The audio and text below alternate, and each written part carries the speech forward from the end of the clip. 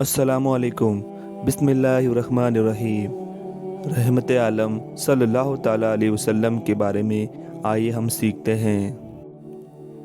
नबी रहमत सल्लल्लाहु ताला अलैहि वसल्लम का पूरा नाम बताइए।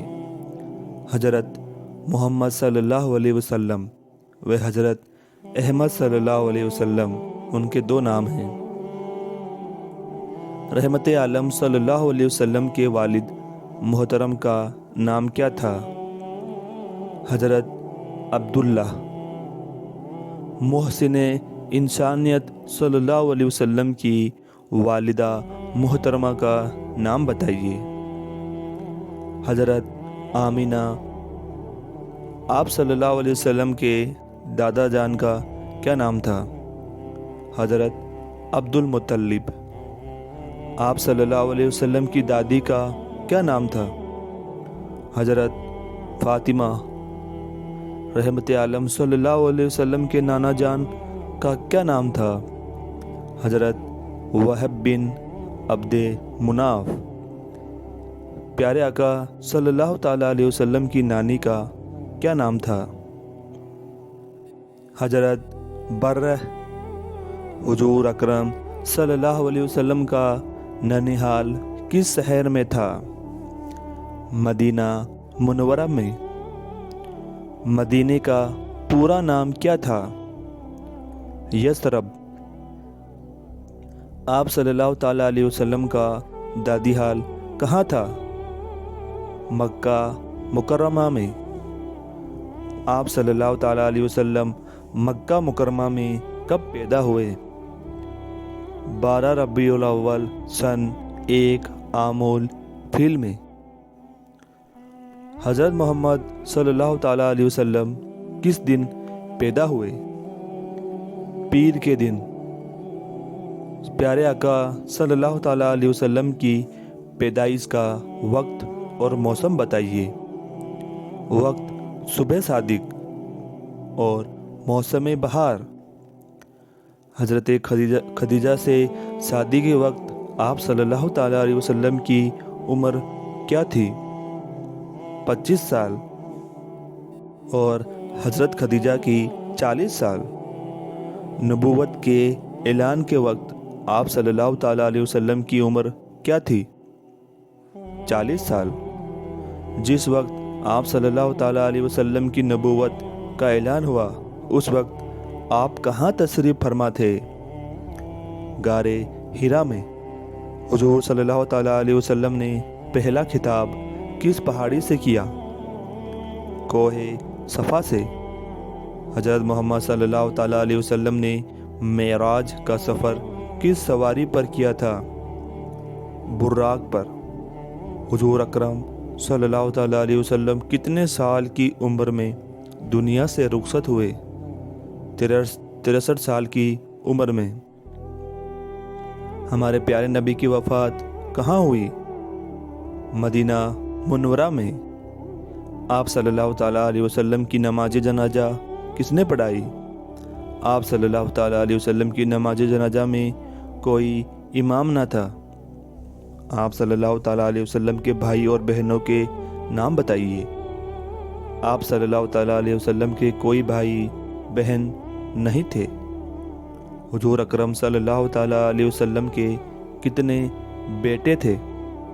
3। आप सल्लल्लाहु ताला अलैहि वसल्लम के सबसे बड़े बेटे का नाम बताइए। हज़रत कासिम। आप सल्लल्लाहु ताला अलैहि वसल्लम की कितनी बेटियां थी? 4। हुजूर सल्लल्लाहु ताला अलैहि वसल्लम की सबसे छोटी बेटी का नाम बताइए। हज़रत फ़ातिमा रज़ी अल्लाह ताला अन्हा। नबी अकरम सल्लल्लाहु ताला अलैहि वसल्लम के कितने चचा थे? 12। आप सल्लल्लाहु ताला अलैहि वसल्लम के किन्हीं 3 चचाओं के नाम बताइए। हज़रत अब्बास रज़ी अल्लाह ताला अन्हु। हज़रत हमज़ा रज़ी अल्लाह ताला अन्हु। हज़रत अबू तालिब। हज़रत मोहम्मद सल्लल्लाहु अलैहि वसल्लम के कितनी फूफियाँ थी? 6। आप सल्लल्लाहु ताला अलैहि वसल्लम की किन्हीं 2 फूफियों के नाम बताइए। हज़रत सफ़िया रज़ी अल्लाह ताला अन्हा और हज़रत आतिका। इस्लाम की सबसे पहली मस्जिद का नाम बतलाइए और ये कहाँ है? मस्जिद कुबा मदीने में है। मदीना हिजरत करने के मौके पर आप सल्लल्लाहु ताला अलैहि वसल्लम सबसे पहले किसके मेहमान बने? हज़रत अबू अय्यूब अंसारी रज़ी अल्लाह ताला अन्हु के। गजवा किसे कहते हैं? वो इस्लामी जंग जिसमें हुजूर सल्लल्लाहु ताला अलैहि वसल्लम ने खुद शिरकत की हो, उसे ही गजवा कहते हैं। सरिया किसे कहते हैं? वो इस्लामी जंगे जिसमें नबी अकरम सल्लल्लाहु ताला अलैहि वसल्लम खुद शरीक नहीं हुए बल्कि सहाबा को भेज दिया। हुजूर अकरम सल्लल्लाहु ताला अलैहि वसल्लम ने कितने जंगों में शिरकत की? 27 में। सबसे पहले गजवे का नाम बताइए। गजवाए अबवा। इस्लाम में सबसे पहले सरिया कौन सा है? इस्लाम में सबसे पहले सरियाए हमजा है। नबी करीम सल्लल्लाहु ताला अलैहि वसल्लम के कुंबे का क्या नाम था? बनु हासिम। हुजूर सल्लल्लाहु ताला अलैहि वसल्लम के कबीले का नाम बताइए। कुरैश। अल्लाह के बाद तमाम मखलूक़ात में सबसे अफजल कौन है? हमारे नबी रहमत आलम सल्लल्लाहु ताला अलैहि वसल्लम। मोहम्मद सल्लल्लाहु अलैहि वसल्लम का जन्म अरब के रेगिस्तान में मुस्लिम इतिहासकारों के अनुसार 20 अप्रैल 571 ईस्वी में हुआ। मोहम्मद का अर्थ होता है जिसकी अत्यंत प्रशंसा की गई हो। मेरी नज़र में आप अरब के सपूतों में महापर्ग और सबसे उच्च बुद्धि के व्यक्ति हैं। जब आप पैदा हुए अरब उपमहाद्वीप केवल एक सूना रेगिस्तान था।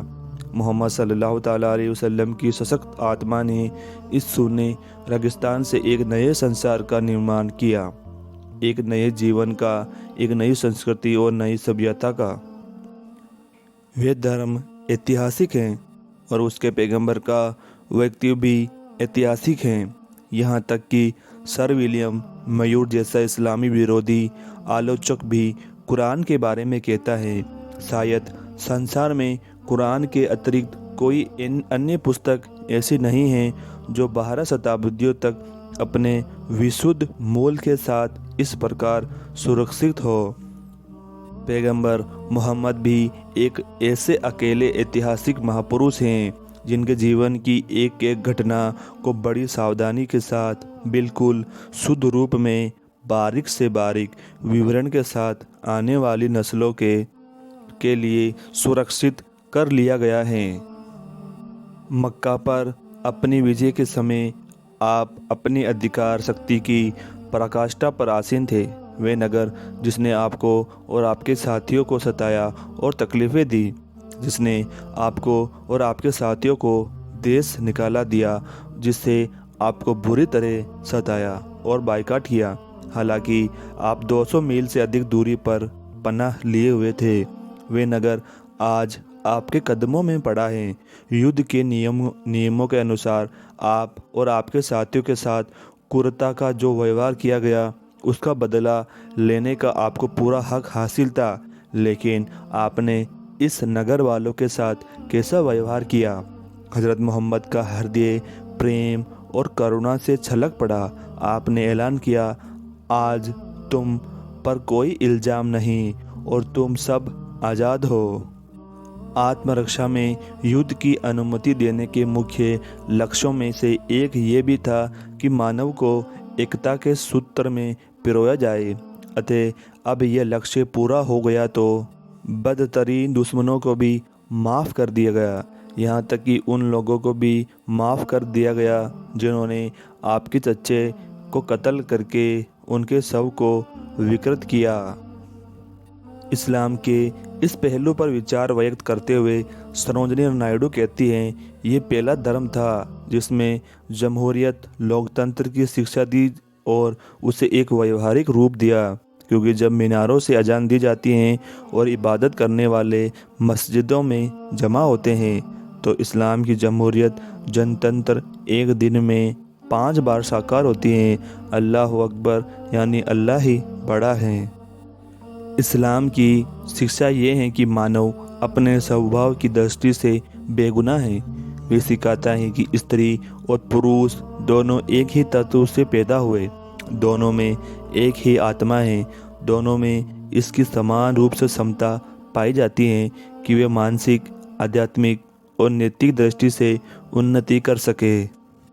अरबों में ये परंपरा सदृढ़ रूप से पाई जाती थी कि विरासत का अधिकार तन्हा वही हो सकता तो जो बर्छा और तलवार चलाना जानता हो, लेकिन इस्लाम अबला का यानी नारी का रक्षक बनकर आया और उसने औरत को परतक विरासत में हिस्सेदार बनाया। उसने औरतों को आज से सदियों पहले संपत्ति में मिल्कियत का अधिकार दिया।